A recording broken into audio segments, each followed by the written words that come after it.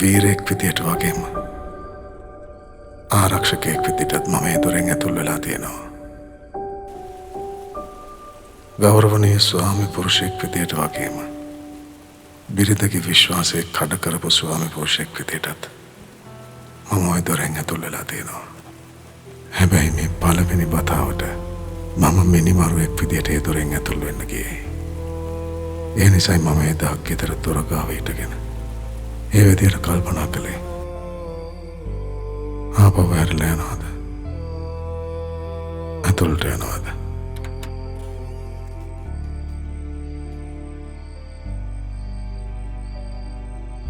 ඇතුළට එනවද නැත්තං අපෝ හැරලා යන්නද කල්පනාව? ඇය සම්මානනීය අති දක්ෂ රංගන ශිල්පිනියක්. හැබැයි අද මේ චිත්‍රපටිය රූම් නම්බර් 106 චිත්‍රපටයේ ඔබට රංගපාන්න සිදුවෙන්නේ අක්කී ඇත්ත ජීවිතේ තාමත් ඉන්න ඒ වගේම බොහොම වේදනාවන් විඳින කාන්තාවකගේ චරිතය. ඉතින් මොකද හිතෙන්නේ මොන වගේ අත්දැකීමක්ද ප්‍රේක්ෂකයාව අද බැඳ තියාගන්න පුළුවන් රංගන කෞශල කොබෙන් අපි අද දැක්කා. ඒ ගැන අපි කතා කරමු. Thank you so much. හැමදාමත් මට ලැබෙන චරිතය මම ඒ චරිතය තුල පුළුවන් ගැඹුරම තැනට ගිහිල්ලා චරිතය හොයාගන්න උත්සාහ කරනවා. මේක ගොඩක් ලොකු චැලෙන්ජ් එකක්. මම හිතුවේ චැලෙන්ජ් එක සුරංග ගත්තා. සුරංග අල්විස් බය නැතුව ගත්තා. මේ පිටපත ලියපු ආදරණීය මගේ සොහොයුරා වගේම මේ පිටපතට මේ නිෂ්පාදනයක් විදිහට මේ විදිහට එළියට එන මේක නිෂ්පාදනයට අත ගහපු සියලු දෙනාටත් ඒ චැලෙන්ජ් එක ඒ විදිහටම තිබුණා. මොකද මේ කතාව ලංකාවේ වගේම ලෝකයේ බොහෝ දෙනාගේ අවධානයට ලක් වෙච්ච අදටත් ලෝකයේ ස්ටඩීස් වල මේ කතාව ඊටාම මේ ඔය රහස් පරීක්ෂක කතන්දරවල මේ කතන්දරේ බොහොම ස්ටඩි කරන කතාවක් විදිහටත් ඇවිල්ලා තියෙනවා. මම හිතනවා ලොකු චැලෙන්ජ් එකකට මුහුණ දීලා මට මම කියන චරිතය චිත්‍රපටයේ වගේම සැබෑ ජීවිතේත් අදටත් ජීවත් වෙනවා. ඒ දරුවෝ තුන්දෙනා ජීවත් වෙනවා. හැබැයි මං හිතනවා එදා අපි මේ ඉන්සිඩන්ට් එක දැකලා අපි හැමෝම හිතවලින් මොකක් හරි කතාවක් හදාගන්නට ඇති. අපි හැමෝම අදටත් හම්බෙලා නෑ ඒ හිස. අදටත් හම්බෙලා නෑ අදටත් සම්පූර්ණ කතාව මොකක්ද කියන එක ප්‍රේක්ෂකයන් තියා මේ ලංකාවේ මිනිස්සු දන්නෙත් නෑ. හැබැයි මේ චරිත ටික විතරක්ම දන්නවා ඇති.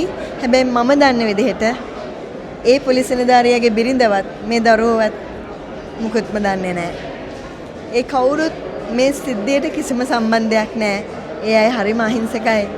ඉතින් මං හිතනවා ඒ අය මේ චිත්‍රපටය බැලුවොත් ඒ අය සතුටු වෙයි. ඒ අය ඇත්තටම ඒ අයට මේක ආශිර්වාදයක් වේවි. මොකද ඒ අයගේ හිතවල තියෙන මොකක් හරි දුකක් තියෙනවා නම් පොඩ්ඩක් හරි නෙමෙයි. ඇත්තටම ඒ ගැහණිය හරීම ආදරණීය චරිතයක් කියලා කියවලා තිබුණා, අහලා තිබුණා. මේ චිත්‍රපටයේ ඒ බිරිඳ, ඒ අම්මා හරිම ආදරණීයයි. ඉතින් මං හිතනවා මට පුළුවන් වුණා කියලා ඒ අම්මව ඒ චරිතයට සාධාරණයක් කරන්න, ඒ අම්මට ඒ බිරිඳට සාධාරණයක් කරන්න. සමහර විට ඇයට කියන්න බැරි වෙච්ච බොහෝ දේ ඔබ කියන්න ඇති. අනිවාර්යයෙන්ම ඒ ගැන මට කතා කරන්නත් අමාරුයි. එච්චරට ඒ කියන්නේ කොච්චර බරක් හිතේ තියන් ඉන්නව ඇද්ද මේ වගේ ඉන්සිඩන්ට් එකකට මුහුණ දුන්නාන් පස්සේ ඒ කියන්නේ සමාජයෙන් එන හැම දෙයකටම ඒගොල්ලෝ උත්තර දෙන්න බැඳලා ඉන්නවා. හැබැයි මං හිතනවා කිසිවකට උත්තර නොදී නිහඬ වීම ඒ අම්මා ඒ බිරිඳ වගේ මේ දරුවෝ කරපු ඊටාම නෝනක්කාරම වැඩක්. හැබැයි අද ඒගොල්ලන්ට උත්තරය ලැබිලා තිනවා. රූම් නම්බර් 106 එදා මේ ඉන්සිඩන්ට් එක දැකලා ඔයගොල්ලන්ගේ හිතවල ඔයගොල්ලෝ හදාගත්ත කතාවද නැත්තම් වෙනස් කතන්දරයක්ද?